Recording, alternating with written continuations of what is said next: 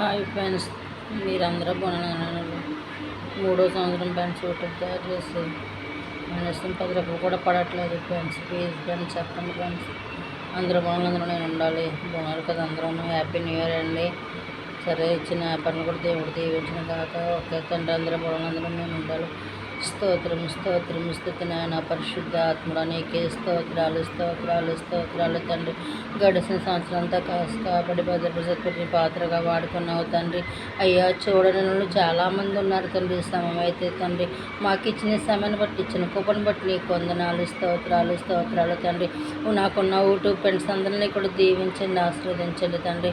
ఎవరైతే సమస్యలు ఎవరైతే ఇరుకులో ఉన్నారో ప్రతి బిడ్డని కాస్త కాపాడి భద్రపరిచి నీ పాత్రగా వాడుకోమని అడుగుతున్నాను తండ్రి. అడుగుడు ఇస్తాను ఒకల దేవుని సమస్త విలువైన దేవాతి దేవుని అన్నావు తండ్రి. ఈ నూతన కార్యాలు చేయమని అడుగుతున్నాను తండ్రి. ఎవరైతే ఏ పనుల్లో ఉన్నారో, ఎవరైతే ఏ సమస్యల్లో ఉన్నారో, ఎవరైతే ఇరుకుల్లో ఉన్నారో ప్రతి కుటుంబాన్ని ఓదార్పుతో ఇచ్చింది. ఎవరైతే ఏ బాధల్లో ఉన్నారో ప్రతి కుటుంబానికి ఓదార్పుతో ఆ పనుల్లో సకరంగా అవడానికి సంవత్సరం నూతన కార్యాలు చేసి ఆదరించి అందరికీ కాపాడి భద్రపరిచి పాత్రగా వాడుకోమని అడుగుతున్నాను తండ్రి. అడిగిడి ఇస్తాను ఒకల దేవుని అన్నావు తండ్రి. అయ్యా ప్రతి కుటుంబాన్ని కూడా ఇప్పుడే సమాధానం దయచేసి మహిమకరంగా ఉంచుకోమని అడుగుతున్నాను తండ్రి.